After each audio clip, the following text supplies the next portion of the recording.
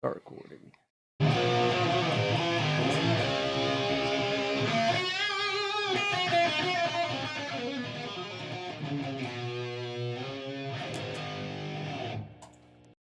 Ladies and gentlemen, do not adjust your screens and do not adjust your headsets. This is really, no, really, it is. It's Nick Shaver.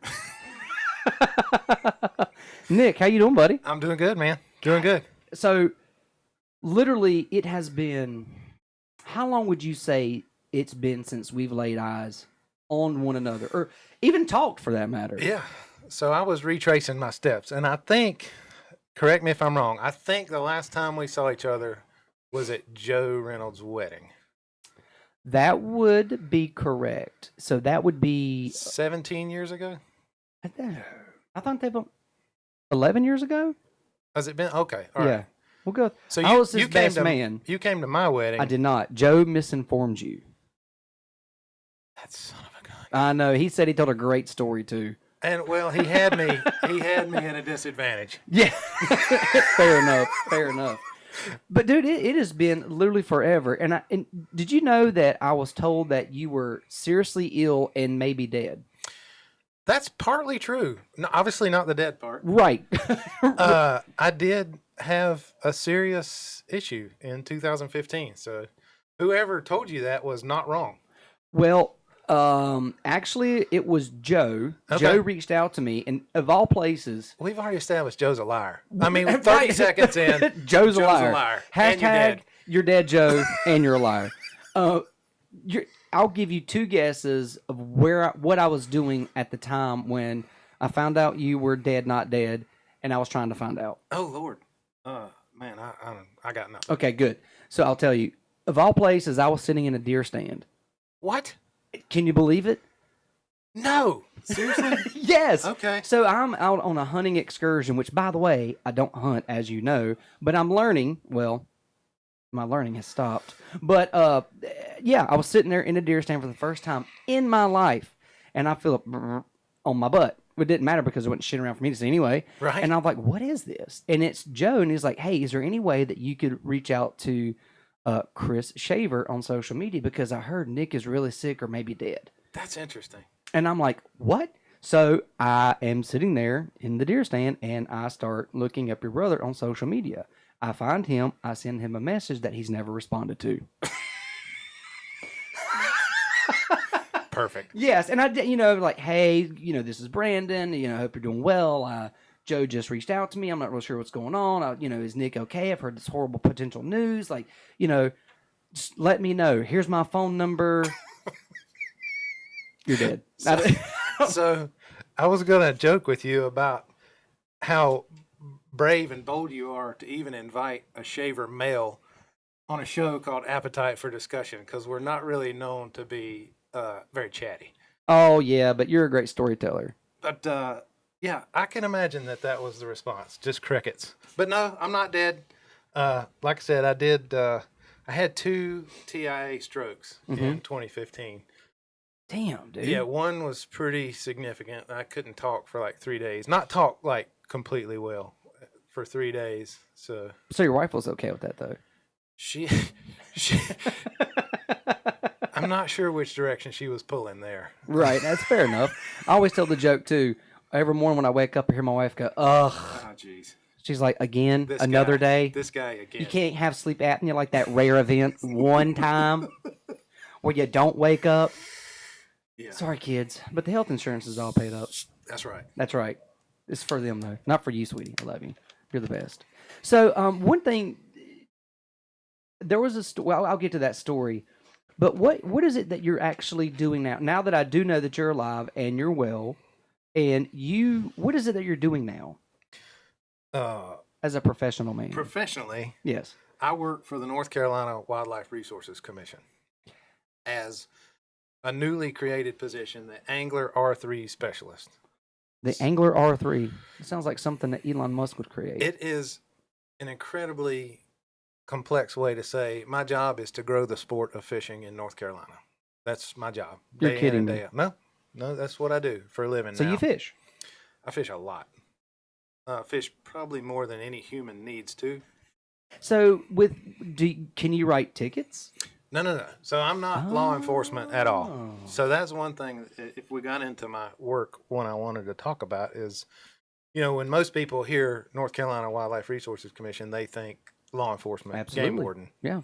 Well, we're 650 people that range from law enforcement game wardens to sea turtle biologists to people that work with salamanders to people that work with deer, bear, turkeys, people that manage public lands, do prescribe fire, timber. We do a wide variety of things, but most people, because that's their interaction with the agency, is our law enforcement division. Yeah. Those men and women have a tough job. They do a really good job at it, but I'm not one of them. So you get to fish. So literally, like, I talk fishing day in and day out. That's my job now. Yep. So like on tours, do you give like guided tours of fishing, or how does that work? So no, not really. I can tell you what. Take me up. You wake up in the morning. You're leaving the house. What happens to Nick? Oh man. This morning, I drove over to Brevard. Yeah. And picked up a bunch of equipment that one of the companies that we're collaborating with on a project helped us get a bunch of fishing reels. And we're going to put those in the hands of kids that are at a children's home that probably wouldn't have a chance to fish much on their own. Definitely wouldn't be able to afford the equipment. So building those relationships with people in the fishing industry that can help us get equipment into the hands of kids and adults that don't fish. That's one of the things I do. I'm just started in this job. I mean, it's literally October 1 was my day one. Oh, congratulations. Yeah. I mean, I've been with the Wildlife Commission for about 18 years. So, wow. That long? Yeah. It's been a long time. Damn. Yeah. Yeah. That's it's crazy because I'm thinking back of previous lives that you've lived. We'll get into those. It's a man of many hats. Oh man, it's fantastic. And now even within the agency, I'm a man of many hats. I've been in 3 different divisions within the Wildlife Commission. So really? Yeah. What was the first division you were in? Inland fisheries. Inland. What does that mean? By the way, as you know, I know nothing about like man shit. So when you're talking to me about this stuff, don't assume that I know, because I don't. So the division. I still use the Zebco Mickey Mouse with the button thing, that's dude. That's perfect, dude. Well, that's actually what I went to pick up today. Really? It was a bunch of those. Yep. So Inland Fisheries, Division of Inland Fisheries, is responsible for all the fish in the state. Okay. Game fish and otherwise. But my role within that division was I worked at a hatchery raising channel catfish. And then I worked on what we call the development crew, which I built fishing piers. Yeah. Access areas to get people on the water to be able to fish on the lakes and the streams. And we also worked with the biologists, like running gill nets and trap nets and electrofishing equipment to collect fish for science, Did you say electrical fishing equipment? Mm-hmm. Like you kind of shock the fish? You shock but the gently fish. enough to guide them in the direction you want them. That's exactly right. In the most, humane way. That's exactly right. Yeah, okay. There's this weird phenomenon with fish and electricity. So when you shock a fish, it has the opposite reaction that we do. It doesn't die? We tense up and our muscles contract. Theirs relax, and their swim bladder inflates and they float. So you can net them, put them in a live well. Does anybody else know what a swim bladder is? Sorry. That's okay. So a fish has a swim bladder. Mm-hmm. And what is that? It's this thing inside them that's a pocket of air that do you remember Tony the tiger that you would squeeze the 2-liter bottle? So when you'd squeeze the 2-liter bottle, it would compress the air inside of Tony and he would sink. So that's how fish regulate themselves in the water column. They move up and down by squeezing or loosening up on that swim bladder. On their swim bladder. God, I did not think we would go here with this. Well, that's why it's non-scripted. Nobody knows where it's going to go. I love it, man. I love it. Swim bladders. All right, so we're swim bladdering. They're relaxed. They're having like a nice little day at the spa. You dip them up weigh them and measure them. And Do you tag them? Sometimes you tag them, depending on what you're doing it for. Yeah. Sometimes you tag them. Sometimes you cut them open and get a bone inside their head that's like our ear bones. Yeah. It's called an otolith, Okay. and it lays a ring like a tree every year, so you can tell how old that fish is. Really? Mm-hmm. Yeah. Man, that's nuts. Yeah, it's crazy. I actually have my wife has a pair of earrings made from a redfish otoliths that I caught in Florida. And how old was this odorless? This redfish was 5 years old. 5 years old. So does she have 5 rings, or you just keep one of the rings? It's well, Totally you relevant. about have to see it to. The bone itself on the redfish is like that big, the end of your pinky, and it has 2 of them in its head. And you have to cut them open or break them open to really see the rings Gotcha. good. It's Okay. just like a tree. Just like a tree. It's exactly like a tree. Damn. Okay, so you guys tag those, and then you may or may not, and then you set them out there. So if you were tagging Well, something, if we cut their head off to get their age, we generally don't throw them back. really, why is that? Game over, Johnny. It's game over. So, but when you are tagging fish and you're letting them go back out, what would some of the things you would be wanting to track them for, keep up with them for?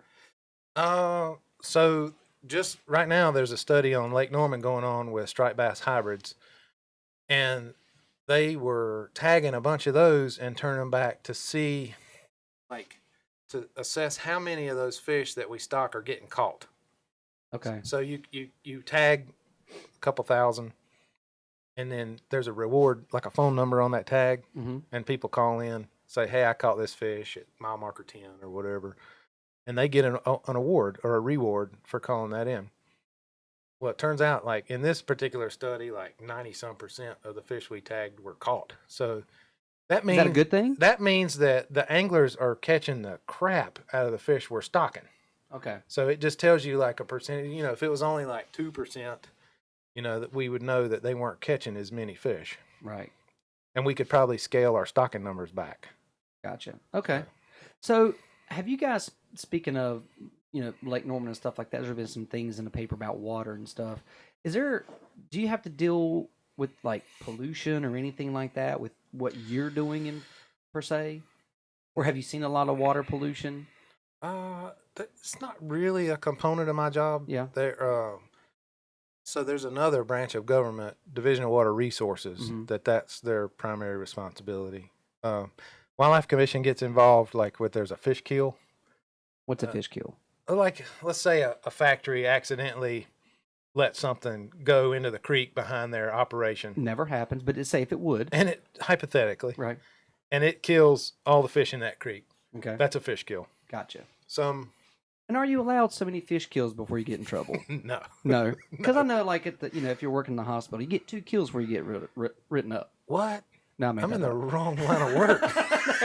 Yeah, because I got 2 kills right off the bat. No, that's not true. That was in the parking lot coming in. Am I going to die? Is this, are you punking me? So you should, like, screenshot all your guests, and when you're, like, a couple hundred episodes in, like, you should have the screenshot of, like, is this a trap? Am I going to get murdered with each guest? Like, are y'all taking my kidneys in here? that would be funny. It would be funny. And we should actually probably stage it sometime. Oh, God, you would scare the bejesus out of somebody. Because we could set up with chainsaws in here and people running around. God. Could you imagine if you heard a and somebody run around the corner? You're going to get somebody shot, is what you're going to do.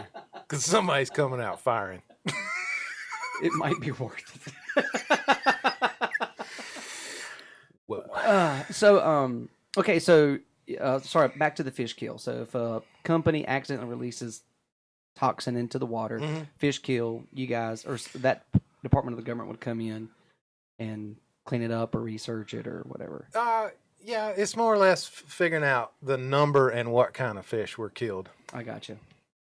And that helps in, figuring out the extent of the damage of that fish kill. But that is literally something I've never been involved in. I gotcha. That's a biologist in each district. The state has 9 districts. So no, didn't know that off the top of my head. 9 districts For this big old state. Yeah. Yeah, and each district has 2 fish biologists. Damn. Okay. So I am not one of them. You are not one of them. That's but correct. you could be. You're smart enough to be. No, I told them the other night, that I'm not smart enough to be a biologist, and I'm not a good enough fisherman to be a professional fisherman. So I'm like stuck right here Right in that sweet where spot. I'm at. I'm in the sweet spot. Yeah. So when you go out for a day on the lake Mhm. or not river, do you go out and do Oh some? gosh, yeah. So are you by yourself or is there people with you? Currently, Yeah, in your new position, like are you out there by no, it's a yourself?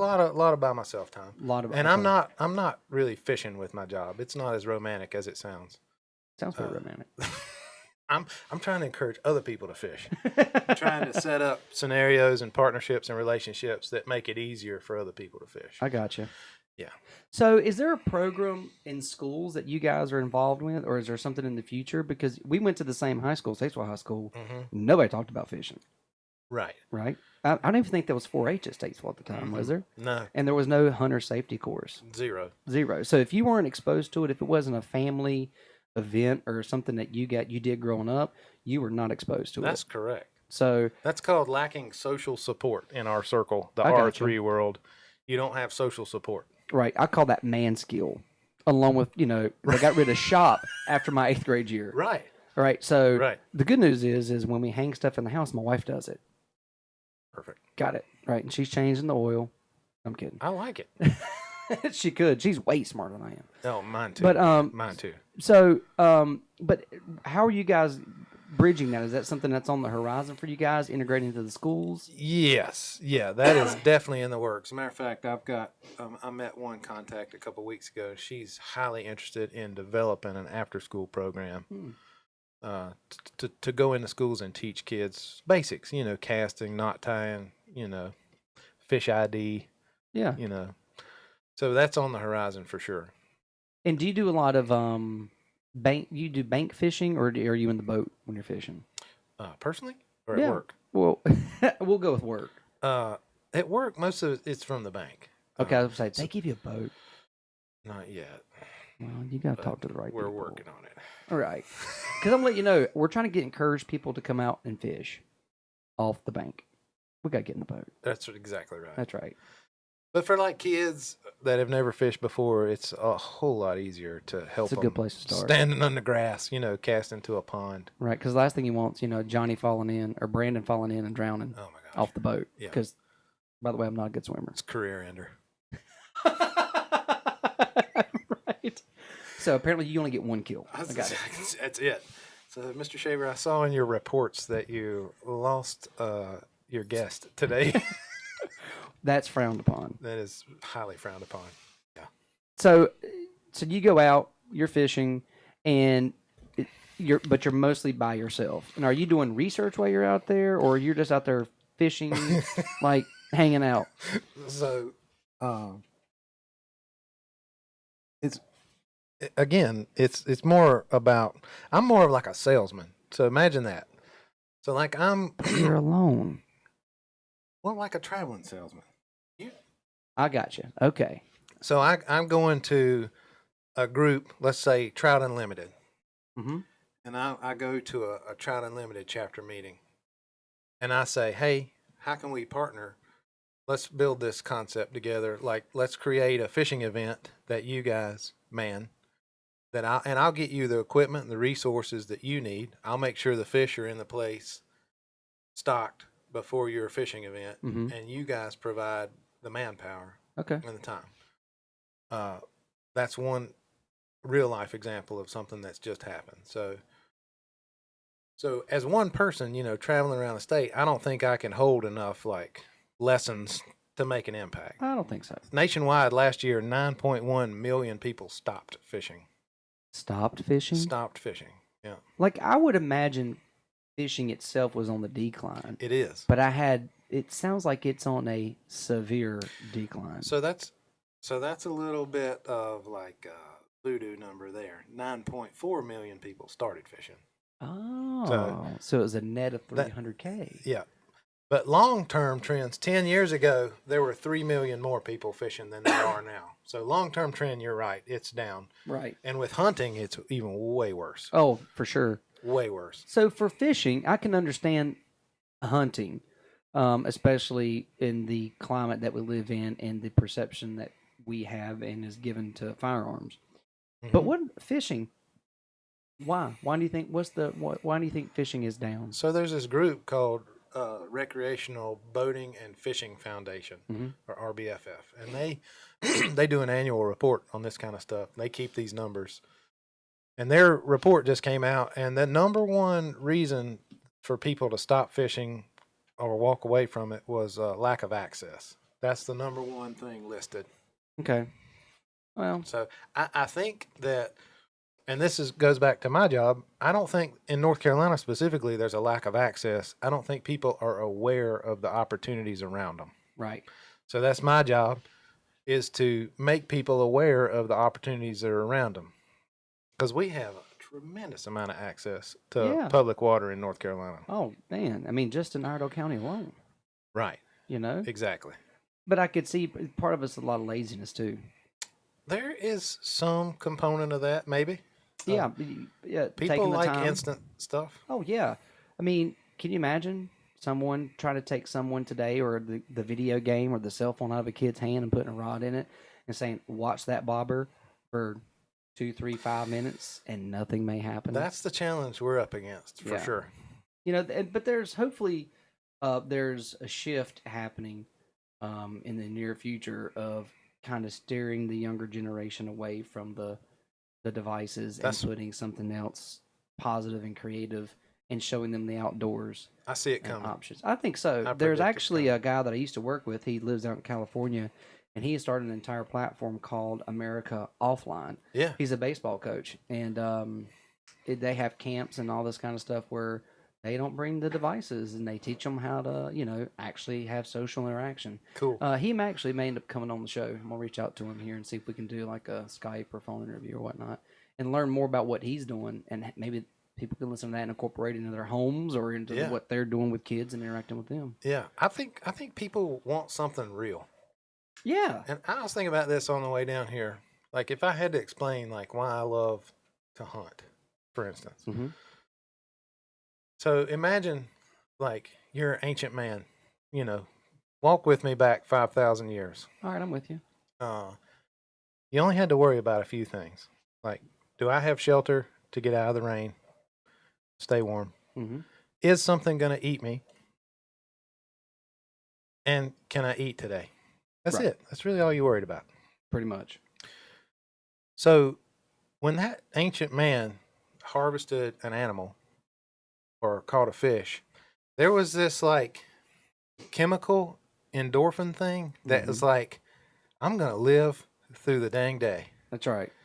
Well, mechanically, like, we're the exact same as we were 5,000 years ago. Not a lot's changed. Mechanically, we're the same. So when I harvest an animal or I catch a fish, it might not mean that I literally live through the day, Right. but my body responds the same way. Like, I still get that same chemical punch Excitement, achievement. that ancient man got Yeah. when he got an animal. So that's why I love it. Like, that's what it does to me, and that's why I'm all in on it. Did you say punch? Yeah. Do you remember the time that you told me to punch you as hard as I could in the face? Very well. Very well. We're jumping around, but you were. I remember it very well. We were at senior week, and remember, at this time I was a junior, you were a senior, Yeah. and I weighed about $115, Yeah. and you were leaving the next day to go to, was it seminary school? That's right. That's right. And stone cold sober, you looked at me and said, "I want you." Okay. Okay, we'll go with that. I want you to punch me as hard as you can in the face because I want to go. I want to leave tomorrow with a black eye. Yeah. And I thought to myself, this is a bad idea because not a lot of people want to get punched in the face. Number one, number two, if said persons do get punched in the face, they want to react back. So when you're a tiny little fella like myself, and a big old fella says, "Punch me in the face," Do it, man. Do it. do it. And it took me a few cans of courage to lead up to it, but I'll never forget. I had this tube of chapstick in my pocket, and it just, the seas parted and the opportunity presented itself, and I hit you as hard as I could, and I'll never forget your head was right beside a pole because we're up on the top deck of the beach, and Yep. it was a pop, boing. Yep. You went staggering back, and you're like, "Ugh." And the worst part about it, you didn't get the black eye. No, No, no, I no missed black eye. I missed the good spot. But why did you want a black eye? I don't know, man. I was dumb. But Just I felt dumb. like there was a reason. Like you gave me a pretty solid enough mediocre reason to where I was going to do it. Yeah, I remember the whole scene real well, but Yeah. I do not remember at all my motivation for wanting I that. don't either. But I look back on 19, 20-year-old me and just wonder how I lived through it. It's a great time though. Dumb. So dumb. you at that time you were going. Actually, you know what? Let's go. In high school, you were an auto mechanic. Yeah. And you were in auto mechanics, and you actually won a very prestigious scholarship, correct? Mm-hmm. And what was the name of the scholarship? Well, I won a few. I don't remember.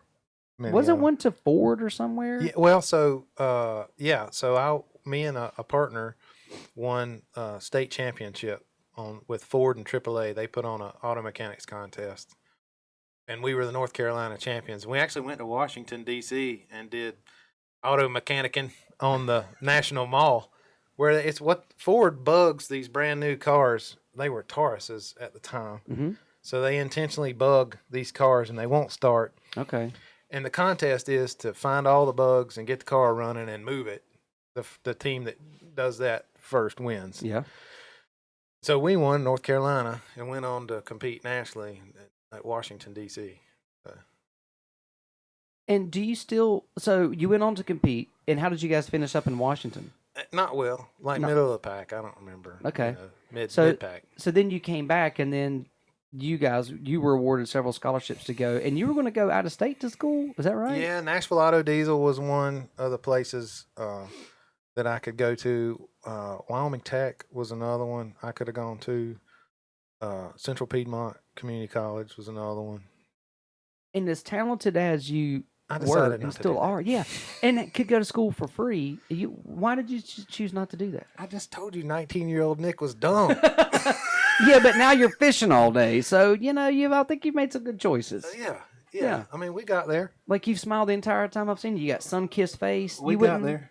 We got there. It took some time. It did take some time. But so now, are you still handy with the car? I imagine it doesn't leave you. So yeah, I don't do a lot of mechanicing anymore. No, No. you'll just man. take it to the shop. Yeah, there's people that do that for a living. So just no desire. If I had a space, like I'm a gear guy. Yeah, And so if I had a space to like work on to stuff, tinker. I would be all in. But Mhm. I'm not all about laying in gravel or in my driveway, standing on my head trying to wrench on something. Man, Not- that is Not anymore. not anymore. No. But at a time. There was a time. So, but then you went. You know what? I have this amazing talent and skill that I'm going to just flush down the toilet, but because I'm going to pursue a path of becoming a preacher. Yeah. Yeah. And you actually left that next morning with just a sore head and not a black eye. God, yeah. Sorry about that. To go to Chicago. Is that right? That's right. Yeah. You went to Chicago. I did. And what happened there? I figured out I didn't like people enough to be a preacher. That's a prerequisite that nobody told me about. that you have to enjoy humans. What? Why? After being in school, playing on football teams, working with a partner, working on cars, it took you to go to Chicago to become a preacher. To go, you know what? I don't like people. I say that jokingly. That was an amazing experience. It was short, but it was amazing. Basically, why I quit there was The school had a different value set than I did. Okay. They were a little more strict about lots of things than I just didn't fit their mold. Okay. But I got to do some amazing things. I got to go to like downtown Chicago and pick up children out of projects and put them on a bus and bring them to church and teach them Sunday school. Yeah. And I got to witness some really cool stuff, man. Like those people in those, you're talking Cabrini Green, like some of the worst projects. Well, now what's Cabrini Green? It's the name of a public housing project in Chicago that we went into. You hear about Chicago, it's like 100 people get shot a day. It's not Right. an insane number. It's not It is an it's- insane number. It's not that big. But that could happen in a month for sure. Yeah, yeah. So we were going to these places where these people are dying every day. But because they knew you were there to care about their kid, to try to get their kid a better life, they took care of you and they did not mess with you.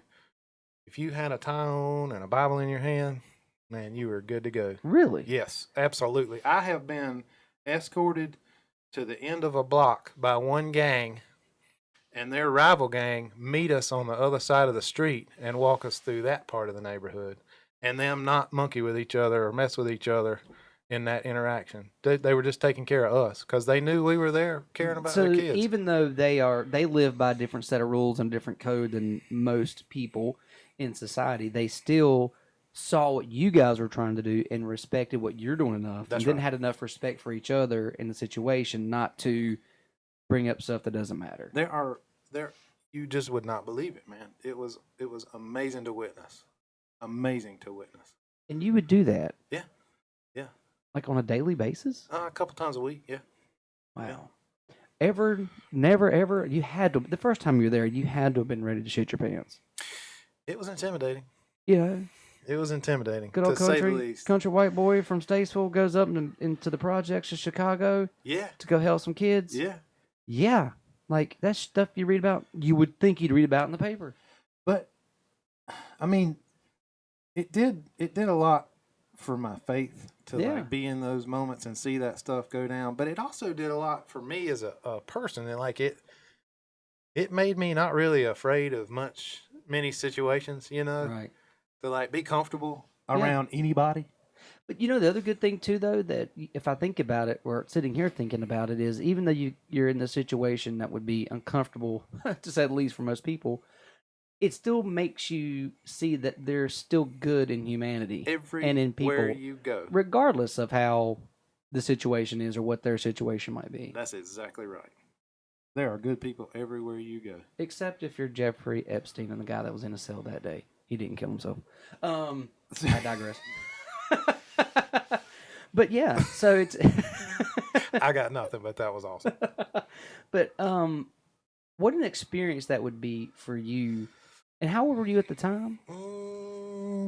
19? No. Yeah, probably 20, 19, And 20. how long did you stay up in Chicago? Not long, just a few months. A few months. Yeah, I wasn't even there a whole year. And then you realized, This ain't for me. mm-mm. Is that something that you would ever go back to maybe later on in life to revisit? Maybe be getting, I don't know, ordained? Because you can do that online now in the Caribbean. I think Miss Shaver just did that last week. I think she got hooked up, ready to do weddings, bar Really? mitzvahs, bat mitzvahs, Who knew that was quinceañeras, whatever. Yeah, quincio? quinceañeras. What's that? It's a. I'm gonna butcher this. That's okay. So forgive me, my Hispanic. Don't worry. friends. The 11 people who listen to this aren't going to care. It is when a Hispanic female turns 15 years old, they have a huge birthday party. Okay. It's a quinceañera, la quinceañera. Sounds good. I saw a bunch of them in Chicago. It was pretty awesome. Yeah, they're a big throwdown celebration. Anyway, how do we get there? Oh, ordained. Ordained. Probably not. No. Probably not. So, was religion something that was a big part of your life growing up that led you down this path for a short period of time? Yeah, for Yeah. sure. For sure. So many of the people in my family are the most spiritual people I've ever been around in my life. My grandmother comes to mind, particularly. She was as close to a modern day saint as I'll ever know. Oh, So yeah, she had a big impact on that. You're gonna make me cry, dude. That's not cool at all. it's okay. It's salty in here. Oh man, that's awful salty. But yeah, I had Some spiritual dynamos in my family that were influential in my life for sure. You know, I hope that when I grow older, that my grandchildren reflect on me as you reflect on your grandparents. Yeah, You know, me too, man. and I just wonder how, as generations change, like how will, like I know how I look at my grandparents and how they looked at their grandparents. Mhm. Like, I don't it's going to be interesting to see if we're as valued as human beings as we cherished and valued our grandparents.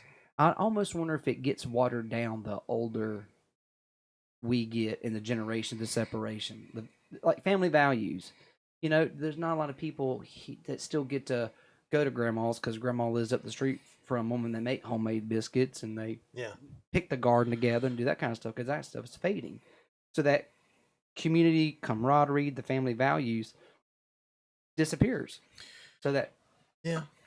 tight family knit stuff, you know, you see them at the holidays and we're coming up on Thanksgiving, so you'll see people. Most of that's going to be filled with, you know, cussing and drinking until you get out. Oh, that's just at my house. So, but that's actually embedded in code is I love you. That's So- exactly right. That's exactly right. But it'll be interesting to see how that does that make sense what I'm trying to say? Absolutely. Yeah. And I've thought about that a lot. And you know, the eternal optimist in me wants to go back to that ancient man. You know, we're Yeah. still the same mechanically. So whether the family unit looks the same, those human beings are still going to find people that to give that love to and receive that love from, whether they're biologically linked to them or not. Mm-hmm. Sure.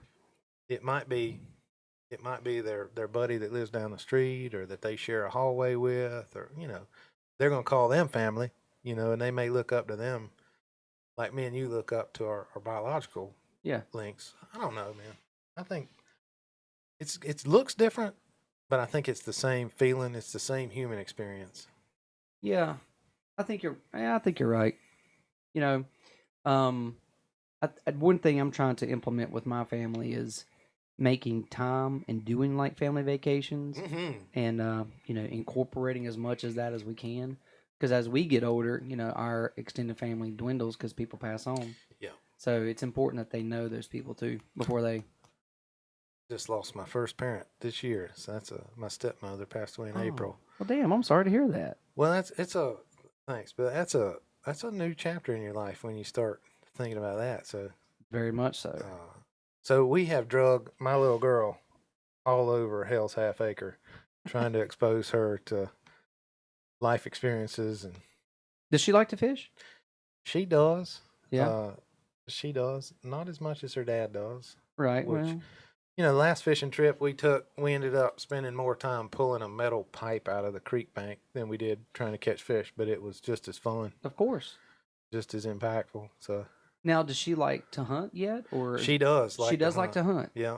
So when Yeah. you guys go hunting, what do you hunt? Deer? Bird? We hunt squirrels. Squirrels? And we hunt deer. We hunt doves. Damn. You know what, man? If the world came to an end tomorrow, or you know, like the apocalypse was happening, living up there with you, I'm gonna be safe because I'm not a really good hunter. I wouldn't Doesn't matter. make that leap. oh yeah, no, because guess what? We can sit around. You can fix the car that doesn't work. We can get down Yeah. the mountain, right? Yeah. You can yeah, kill stuff. We can eat, right? Yeah. And if we need to sit around and pray, you can lead us in prayer. So I feel pretty good about it. I choose you. I hear you. There's this book I started reading. Actually, it's an audiobook. And it's called 1 Second After. And it's set up in the mountains, Black Mountain, I believe. And this guy's saying this reminded me of this book. This guy was coming home from work. I can't remember what happened, but all of a sudden all the cars on the interstate stopped. Cell phone stopped. And there was like this electrical bomb that went off that all the power in the United States was done. Yeah.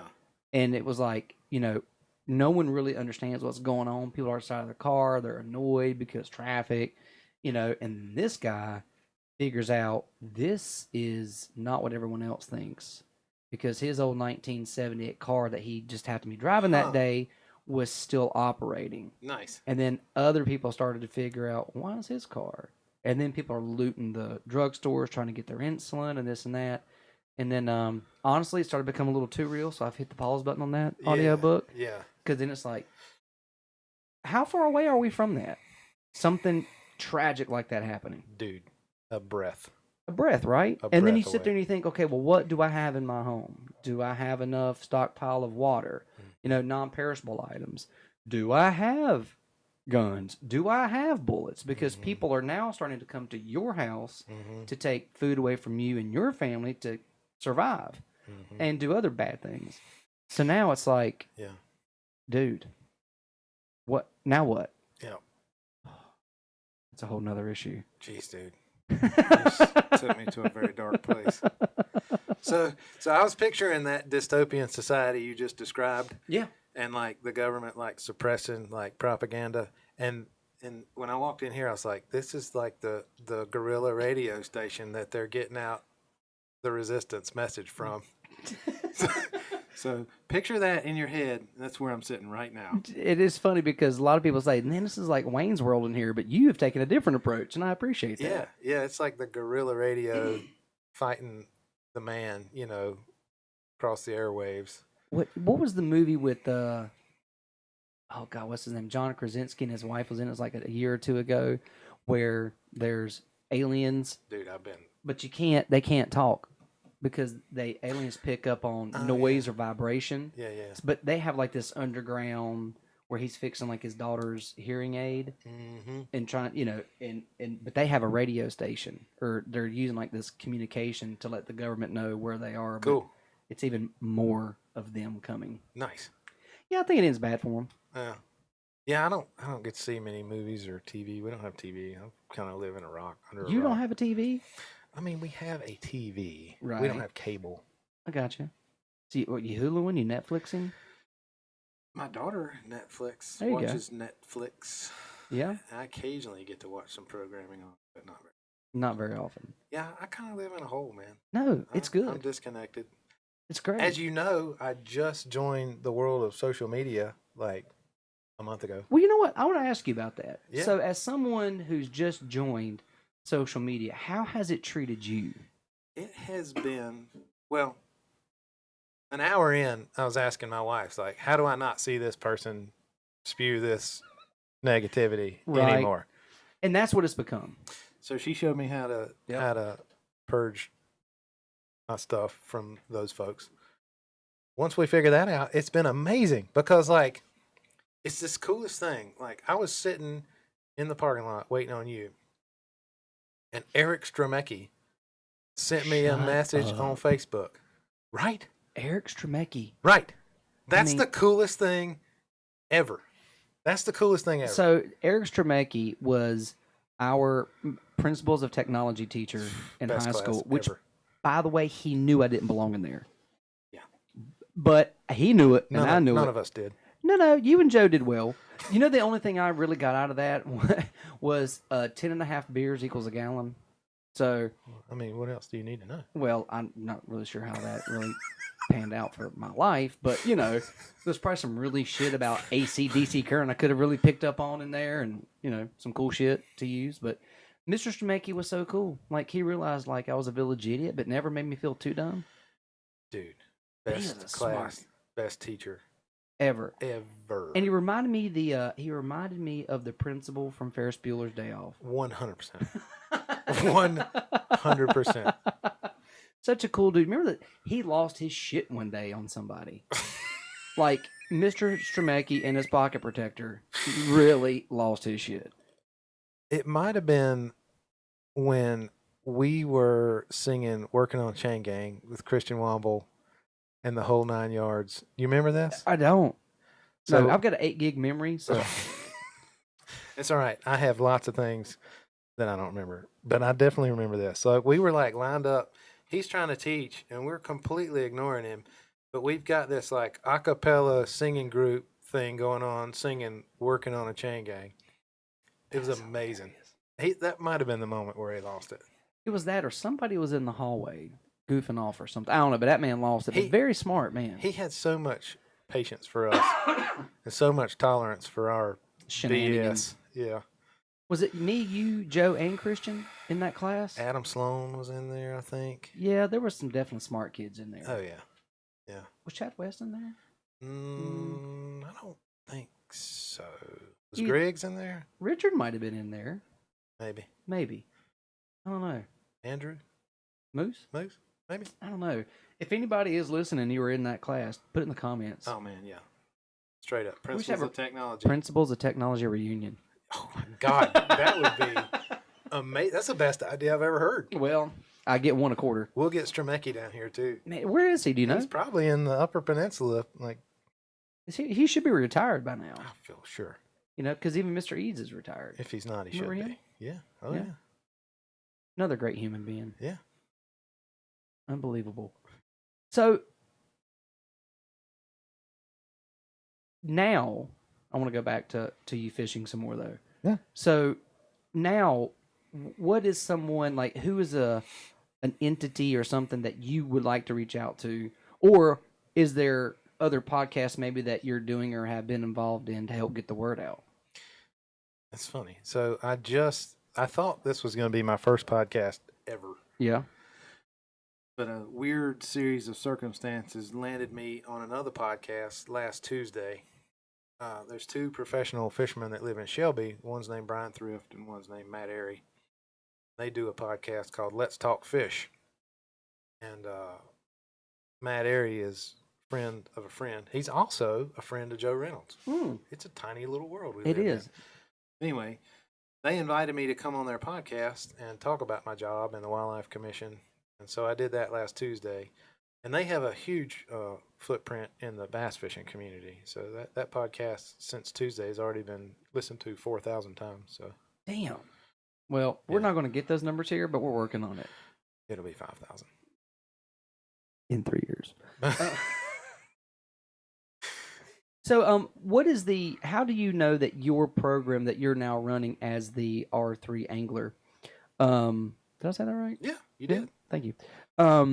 We didn't even talk about the 3 R's.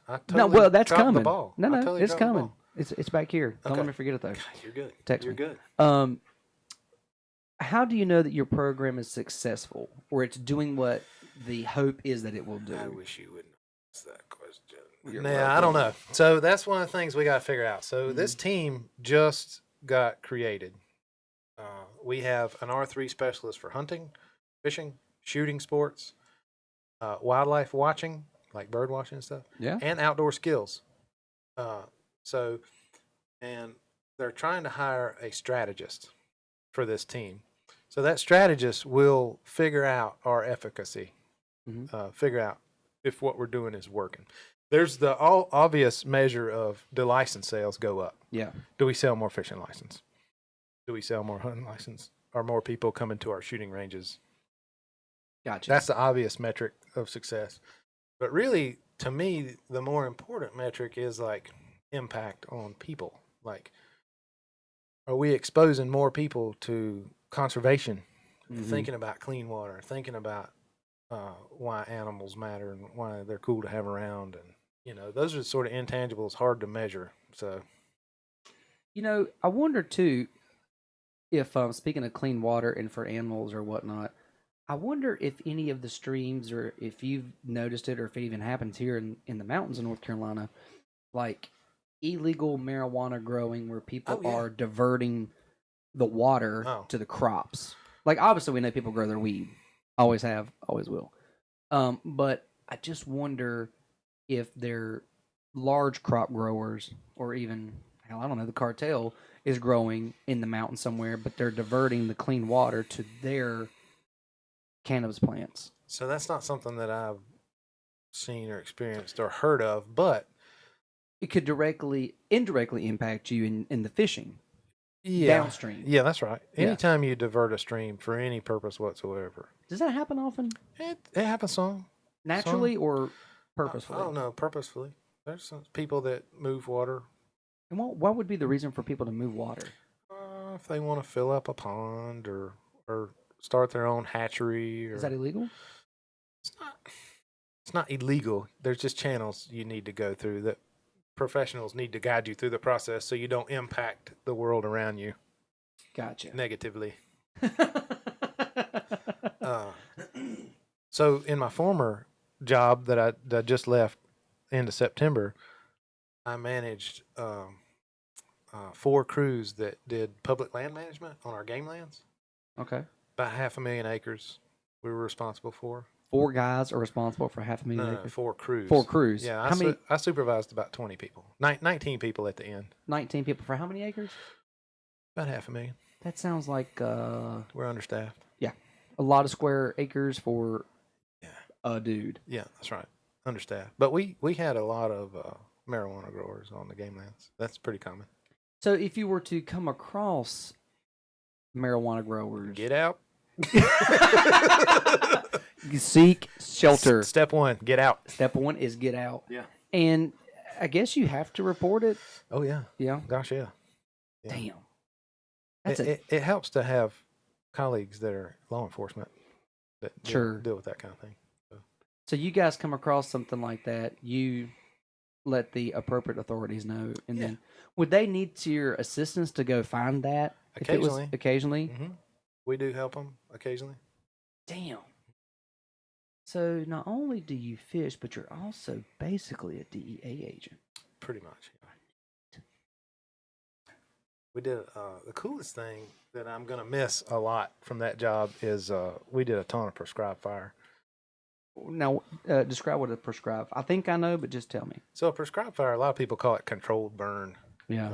Which that sounds kind of crazy. Sort of an old verbiage or term for it, but a prescribed fire is like a certain acreage that you put a fire line around and you light it on purpose to burn either the fuel off of it or to try to change the habitat. You try to change the tree species that are there or the vegetative component. You try to alter that with fire.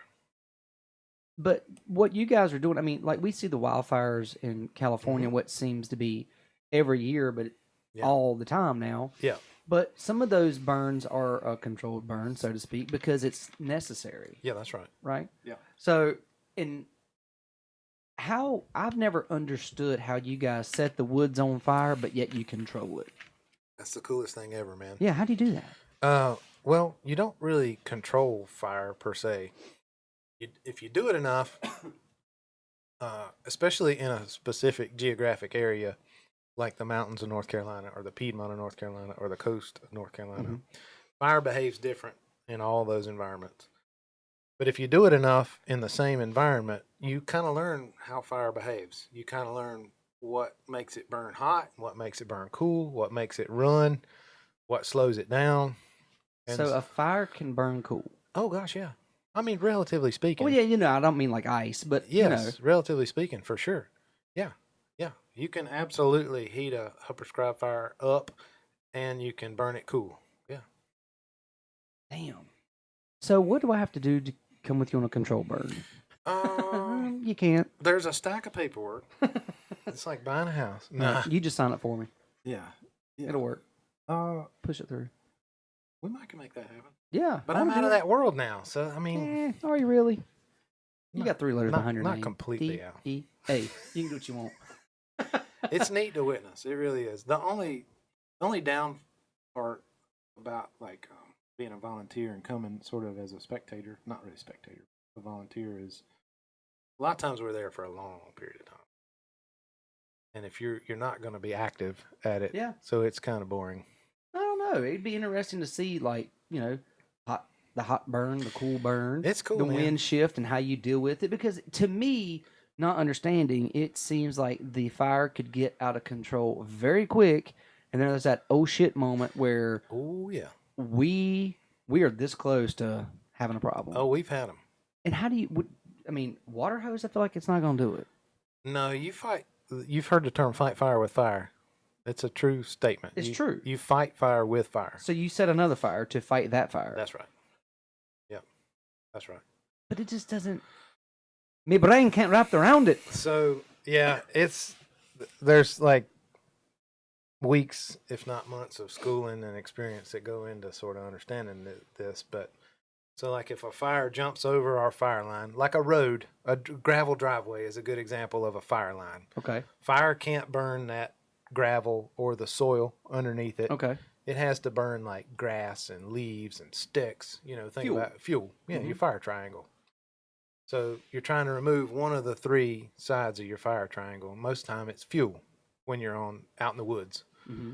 So you do that by, you cut another fire line. Say this one gets out. You take your bulldozer and you cut another fire line, and then you start lighting off of that fire line to burn back toward your escape fire. It's one of those things I'm gonna have to see it to You believe gotta it. see I'm it. gonna Or- have to see it to understand Or it. I could John Madden it and draw you a play on a piece of notebook paper that would make sense. Yeah, we may have to do that. I don't have my telestrator here, so it's That's kind of okay. hard to. Excuse me, can you bring your projector, please, sir? But no, I mean that would be something really interesting to watch, Super cool, man. just to see how it all works out. And then watching the woods change after 2, 3, 4 burn rotations, watching the woods change in front of your eyes is super cool, man. You're manipulating that habitat for those different animals. And why is it that they need that? Those animals need that. I was trying to think of a good analogy. So different animals need different things. Like we get in this mind frame of like all the animals on the planet need these big mature woods. Don't cut the Sure. trees, leave them alone, let them grow. It's just not accurate. Some animals like being in grass. Mhm. Some animals like being in real shrubby, nasty, briary stuff. Yeah. And some animals like being in big, mature, open woods. I mean, all animals don't like the same kind of habitat. It's like cars. Some people like Fiats and some people like giant trucks and some people want to drive a delivery van. You know what I mean? It's like animals are like that way with their habitats. So you guys have to control that for them, because I guess let's say that you burn you burn land that was real thick, Mm-hmm. and the animals that were there habitating Mm-hmm. they would actually leave willingly to go find something that they like. But then the animals that were living there that love the thick brush, what happens to them? So that's a good question, and you really time One in an hour. you really time your burns to like make sure you're not hurting them too bad. So like Okay. specifically with like birds, Mhm. they nest a certain time of year, and you try not to burn while they're nesting. Okay. And you try not to burn like when you're coming. I'm going to get out of my wheelhouse in a hurry. That's okay. You try not to. There's times where you try not to completely remove the cover. Okay. Certain times a year. Gotcha. But it's amazing like how fast stuff greens back up and pops back. Yeah, because see, in my mind, I'm thinking we're talking like decades No, before this gosh, stuff grows back. No, sometimes it's weeks. No way. Yeah, so like Weeks? don't cut your grass for a couple weeks and see how tall it gets. Yeah, but it's not like really the forest. I'm talking Yeah. like trees and stuff. That's one thing people don't really have much grasp on anymore is how dynamic the woods are. Oh, for sure. Like how much and how cruel a place it is. Oh. Like everything's trying to eat everything else Oh, all the time. I know how all cruel it the is. time. I watch Naked and Afraid. I know how cruel that beast can be. Yeah. I know that I don't want to be lost at the. Listen, if we're ever in the woods, I'm not the guy you want to help you get out. Y'all are eating me first. Yeah. Oh yeah. Yeah. I'm the hot chick in the scary movie that dies first. If we're in the woods. Fair enough. Speaking of the woods, have you seen Bigfoot? Actually in person, Yeah. I'm not allowed to talk about it, but I have. Do you believe in Bigfoot? No. No. No. I had to ask. I saw the hat. I love the notion and I love the idea and I love the sort of curiosity of people. Yeah. But I sort of spend enough time in the woods and there's enough trail cameras in the woods and enough hunting dogs in the woods that I'm pretty sure there was just something in the paper not long ago that I think someone in North Carolina said they spotted Bigfoot and they had film footage. so my hometown, the town I live in now, this is my hometown here. Right. The town I live in now, Marion, we just had our second annual Bigfoot festival. You really have a Bigfoot festival? Yes. And people last- attend? Dude, last year, so many people came. The vendors ran out of food, ran out of water, ran out of T-shirts, ran out of koozies, ran out of friggin' ice cream. They ran out of everything. There were tens of thousands of people There were estimates in like 75,000 people showed up in my little town for the Bigfoot Festival. It's 75,000. And so your town's population is what without the Bigfoot people? Like 75 people. No, I don't know. It's small. We may have 50,000 people in the county. You know, it's wow. rural. It's rural. So, like, literally, this Bigfoot convention doubled, tripled the population of essentially. Marion. Yeah. How did they choose Marion to have as the headquarters for Bigfoot? So there's this group of people that are Bigfoot enthusiasts in McDowell County that they spend a lot of time. That's their hobby. Combing the national forest, where I used to work, for Bigfoot. But now you're going to, if Bigfoot's real, I'm teaching him to fish.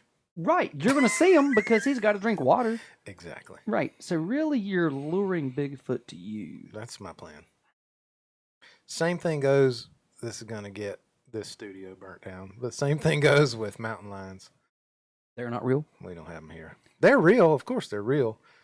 There really are no mountain lions? Not a breeding population of mountain So there lions. may be a few sprinkled about. Sure. Okay, they are there, but they're not plentiful like we think. They're not a breeding population. What's a breeding population? Meaning there's enough in the woods that a male can find a female and they can have kittens. Okay. Mm-mm. Nope. Nope. Again, because there's enough trail cameras, there's enough hunting dogs. So there's people hunt bears with dogs. So the mountain lions are basically just having a big old sausage party. Or just one walks through a county like every 10 years. He got lost. Yeah. Because mountain lions are one of the things that the layperson is like, we're going up into the woods. Like, fucking mountain lions. We're going to have to be careful. I heard it. It's a mountain lion. No. We got bobcats. Still just as scary. They exist. Your Coyotes. tomato, my tomato. We have coyotes. Lots of them, but mountain lions, not so much. I don't need to be out there with those cats because they're predatory, right? They are, but they're small. Ish. Yeah. They're like 30 pounds. They'll eat me. They can hurt you. Yeah. I'm not trying to, no. I'm not dealing with They're that. very afraid, though. They're secretive, aloof But- sort of creatures. I want to get back to Bigfoot because I'm not a Bigfoot supporter, fan. I don't think it exists, but it fascinates me that there are people who do. It's cool as crap, man. I love And I the want to go wonder. to the convention. You just should to come people next year. watch. It's in September. You should Okay. come next year. It's fantastic. Where we the have hell? calling contests. Everything. Wait a minute. Oh yeah. Wait a minute. Wait. yes. A Bigfoot call? Yeah, that's right. Can you show me? Let me hear it. No. No, you don't want I to do don't it? know the noise. Well, how does I'm- anybody know the noise? It's a good question. But there is a calling contest. I mean, like, I think you nailed it. I don't know. I mean, what There's do you one think? knocking at the door right now. We have many big feats out there. That's a little nutty. It's right? fascinating, is what it is. Do I you guys love go and watch and participate? it. First year we did. This year we were somewhere. I don't remember where we were, but we missed it this year. You were at the Flat Earth Convention. I understand. They overlapped. They're not going to schedule them on top of each other next year. They're going to make sure that you can attend both That's right. next year. So it How do you comes, feel about so that? it comes full circle. Are you a flat earther? No, not at all. Do you? You?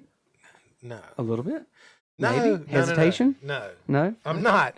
I can see how someone so fed up with misinformation Mhm. might just say, you know what? I believe that. But like, if the Earth is flat, where does all the water go? I mean, I don't believe it. Yeah, I'm not going to But argue you're way for smarter it. than I am. But like, let's say that you are a flat earther. I have no Where's idea. the water go? Dude, I don't know. I got It's- nothing. Has to go somewhere. Like, it's not an infinity pool. I'm fascinated by I know. it and the Bigfoot people. I know. I love it. Like, I'm not a hater at all, and I will never argue with someone No. about the existence of it. No, because I mean- I love it, man. That kind of stuff keeps people thinking Sure. and talking Yeah. Which is and, crucial. and out in the woods. Bingo. So Oh, I'm not a man. hater, man. You guys can start offering Bigfoot tours.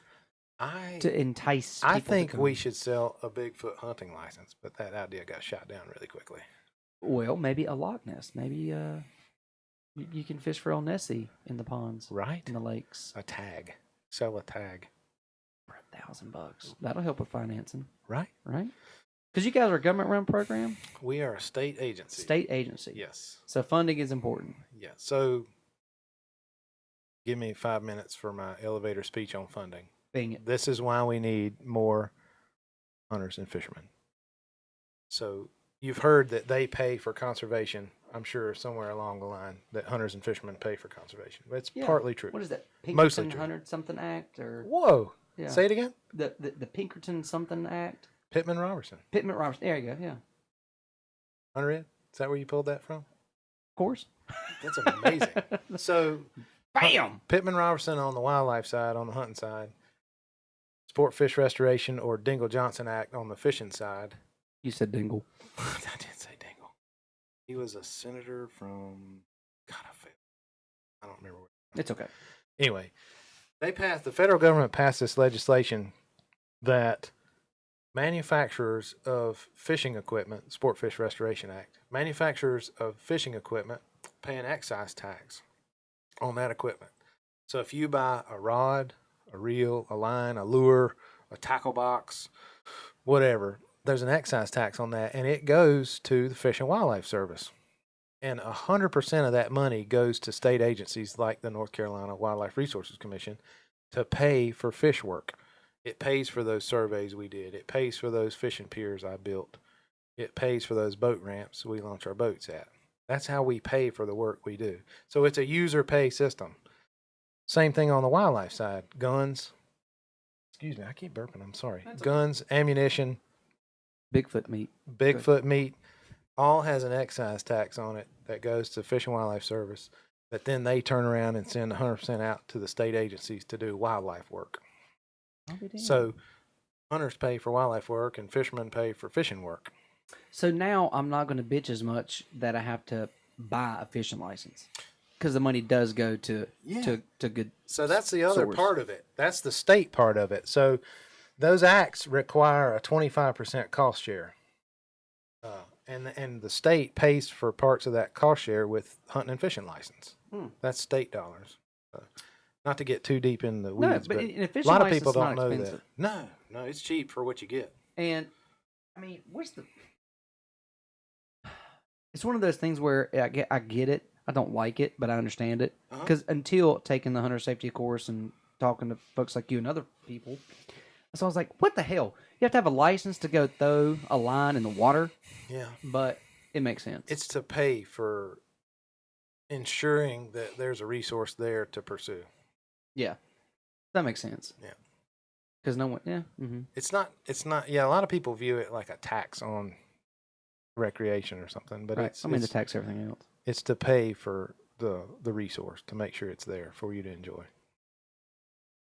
Now, do you do any saltwater fishing as well? Do you go out to the coast? Oh yeah. So my wife's family, she grew up in Melbourne as a young child, Melbourne, Florida. Right. Yeah.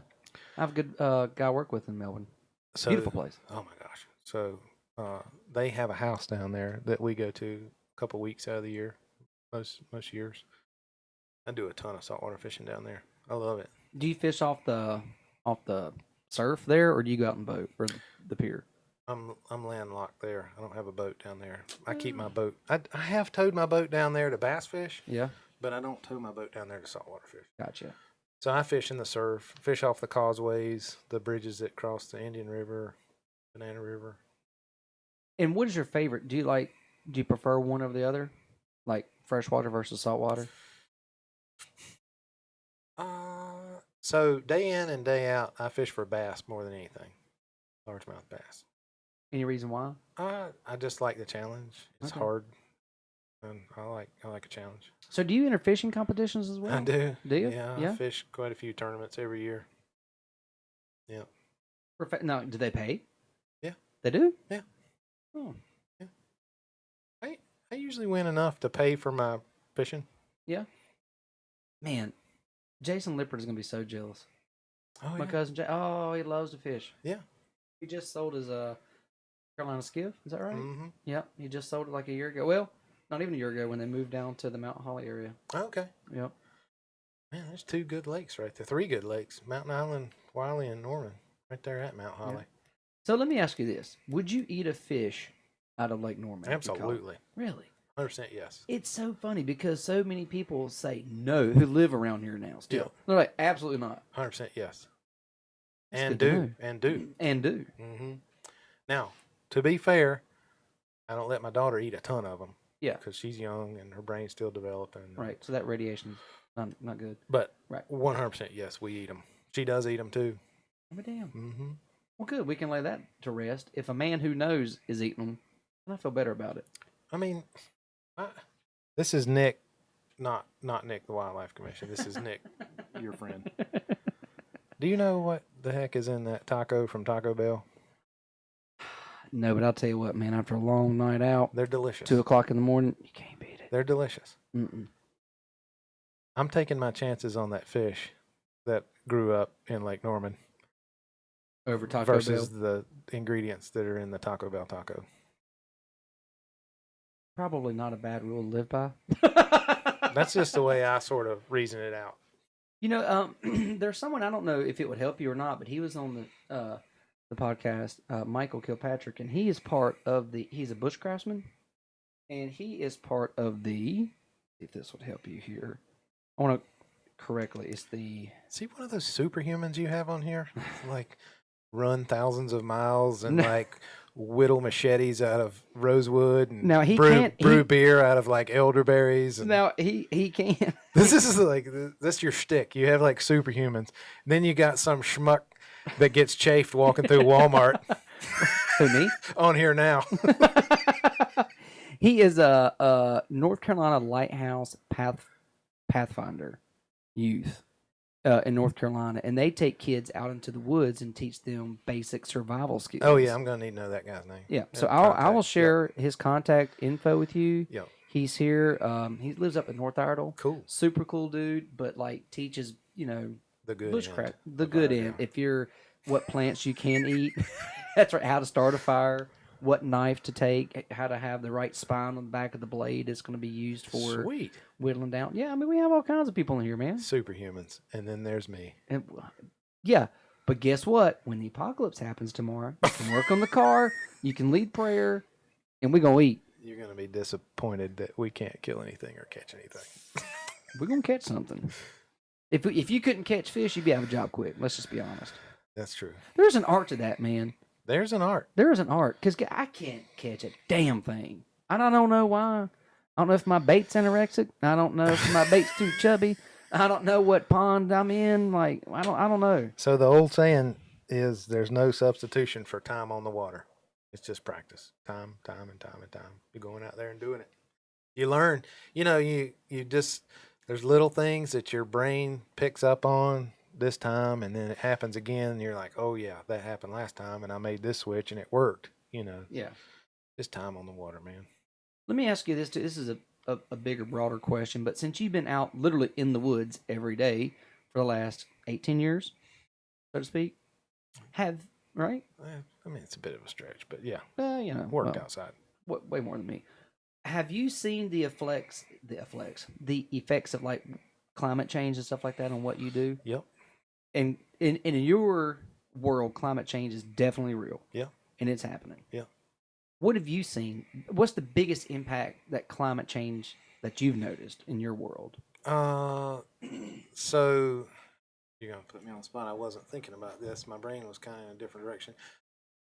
We have a species of trout in North Carolina. The only native trout we have is a brook trout. Brook trout. Okay. Mm-hmm. Yeah, and we here in North Carolina we have the southern Appalachian brook trout Mm-hmm. versus the northern strain of brook trout. And their range is they live in mountain streams, real small, pretty place. They live in beautiful places. And their range is retreating up the side of these mountains. And so same way with like spruce and fir forests. Like when you drive up 40 toward Mhm. Asheville Yeah. and you look north toward the Seven Sisters, that spruce fir, that real dark line of trees at the top of those mountains is getting higher and higher and higher up the mountains, you know. Probably, you know, and I'm not a big doomsday Yeah. person, but I mean, those are little things you see.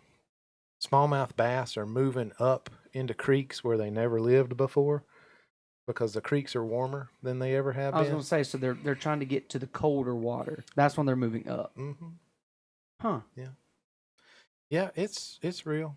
Now, you know, the debate is how much we've impacted it and Yeah. what we can do to change it, but it's real. Or is it, secular? Like we warm, we cool, we warm, we cool, we warm, we cool. Yeah. Yeah. I hadn't been around long enough to know that. I hadn't either. I'll tell you something else I saw. Me and my sister took my dad down to Carolina Beach Mhm. in October. And on the full moon, people can correct me, please, that live down there forever. We tried to go to the Carolina Beach Pier, and that main street on the island was flooded in high tide, like underwater flooded. I've never seen that before, and I've been to Carolina Beach a lot. Ooh, that makes me nervous. So, you know, little things like that. Well, that's kind of a big thing when, the actual, water is encroaching on, the land. Yeah. Damn it. Yeah. Makes me not want to buy beachfront property. Oh, man. Nope. No.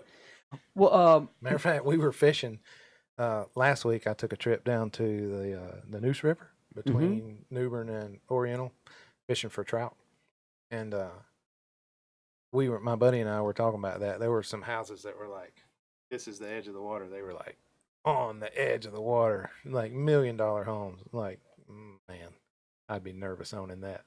because insurance isn't going to cover that. No. No. Damn. And as the sea gets higher, it's just your yard's eventually going to be water. When do you get to fish in the front yard? That's true. Fishing is a lot easier.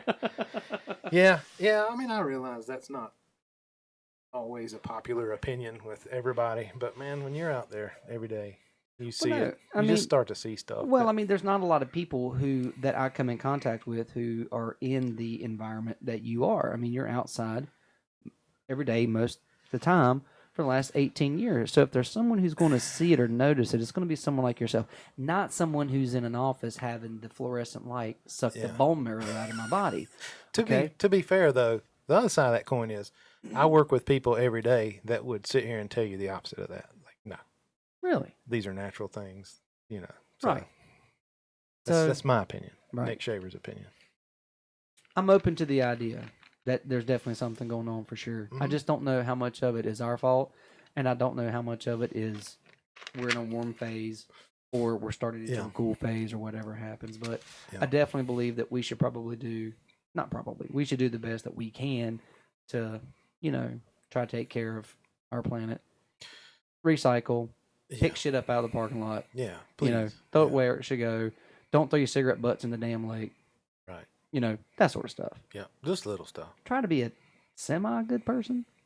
It's a big ask. It's a big ask. It is, but there is still that decency and humanity that we've all seen. Yeah, for sure. Everywhere. Right. We just got to tap into it and spread it.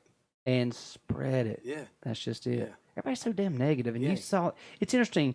Like you saw so quick on social media just the negativity. Man, within an hour. And it's so bad because it could be for what probably it was initially designed for. I mean, who knows? But it could be a good thing. It all depends on how you want to use it. Yeah. It's a tool. Yes. How do you want to use your tool? Yeah. I like to use like, Instagram and Facebook for appetite and for hunk of junk in a positive way. Yeah. To promote the show and maybe what's going on and raise awareness about some things and charities and blah, blah, blah, blah. Yeah. In a good way. When I'm looking through Brandon Crouch, there's all this negativity stuff that pops up. Man, it's like jumping into a time warp for me. Like, I've seen people pop up on Facebook that I never, ever, ever thought that I would see or hear from again. Eric Stremecki is an example. Eric Stremecki. Tony Turner popped up on my Facebook the other day. This is cool as crap, man.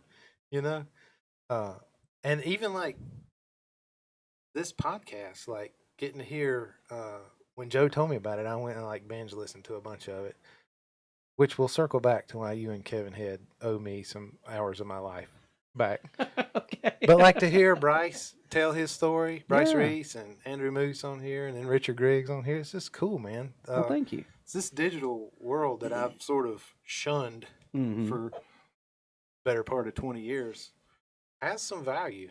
Oh, for sure. It's got some positivity to it for a dude like me that's purposefully disconnected and then chose to sort of immerse myself back into it. Dip your toe in the pond, so to speak. Mhm.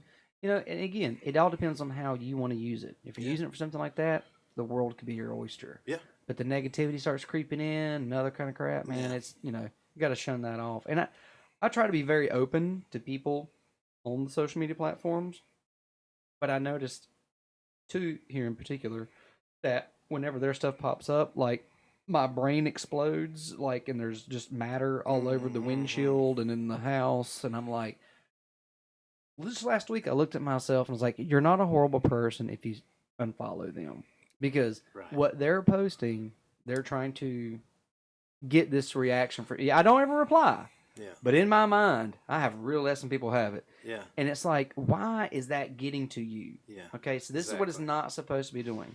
So Exactly. just, if you don't see it, just let it go. It's okay. Yeah. Don't let that, I'm sitting there missing out on something important because I've had a 30-minute internal conversation with myself about how this guy's a complete moron Yeah. for having, like, Yeah. and then I realize who he works for and why he has that opinion, because he has to. So it's just like, holy crap, what am I doing? All right, let's just stop that. Nothing good is coming out of this. That's one of the things that this conversation is all over the place for me. This is one of the things that, like, that's kind of what we do. the Buddhists have figured out. Like, and if you've got a lot of Buddhist listeners, if I butcher this, forgive me. I really hope we do. It's sort of a like live and let live mentality. Mhm. Like, you be present and okay with yourself and like understand who you are, and you do you, man. Do and you. and whatever you do is cool. It ain't Yeah. affecting me. If you're not getting in my resources and in my space, man, you do you. You do you. And you don't have an effect on me. Like, you're spouting all that negativity is like, whatever, man. It's not getting to me. So that's one of the things that they've got a leg up for sure. Oh yeah. No, you with that whole mentality right there. If you keep that with social media, Yeah. you're going to enjoy it, and it's a necessary evil. I mean, think about it. If people weren't using their phones to listen to my podcast, this wouldn't exist. Yeah. Because most people are not listening to this at their desktop. It's just not happening. No. They're streaming it on their phone. Yeah. So it is a necessary evil. If I'm streaming it on my phone, that's what people are doing. I am a trendsetter. You are. With You've always blazed the trail, my friend. electronic media. Well, Nick, I know you have a long ride back up the mountain, and I appreciate you coming in. And it is such a blessing that I cannot explain to you to know that I now have your number. You have my number. Yeah, We have man. reconnected after too much time has went by. Yeah, a long time. And so I'm glad to have you back into my life, and I love you very much, and I appreciate you coming on Man. tonight, man. I love you too. That is awesome to hear. Yeah. I appreciate you letting me come down and Yeah. come off the mountain. And let everybody know I'm not dead. Yeah, Nick's alive, I'm not guys. dead. Okay, there he is. I've got a beautiful wife and a beautiful daughter and kind of a cool little existence. Man, going you on have a in Marion. great existence. Yeah. You have found where you needed to be. Yeah. And it's cool the route too, like how you got there. It's an interesting story. It just sort of stumbled where the wind took me. Well, a lot of people still trying to figure out where they're supposed to be. Yeah. Me included. Here on Gorilla Radio. That's exactly right. Lights out. Great Rage reference, by the way. Yeah. So how can people, if they want to learn more about fishing? Oh, whoa! The 3 R's. Tell me what they are. Recruitment, retention, and reactivation. Recruitment, retention, and reactivation. Yep. So recruit new anglers, keep the ones we have, and get the ones fired back up that quit fishing. And how can someone who falls into those 3 categories, how can they get in touch with you or be involved, or what can they do? Yeah. So the easiest thing is my email, nick.shaver, SHAVER, @ncwildlife.org.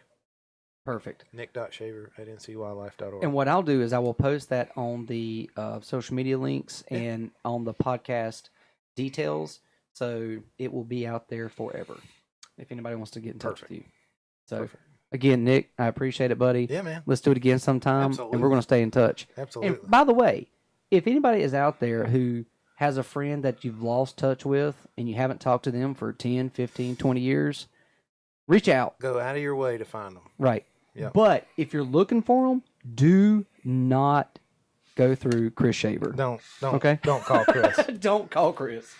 All right, guys, appreciate it. Oh, and by the way, thank you to Black Flag Holster Company. Thank you to States Vegas Clothing. Oh, and by the way, if you guys have not ordered your hoodies, woo, you better, because these things are comfy and I love it. Fresh. And thank you to Kasey.tate at Farm Bureau Insurance. Thank you to Dustin McCrary Law, and to our newest sponsor, Integrity Security, and Hunk of Junk Calling. One call removes it all.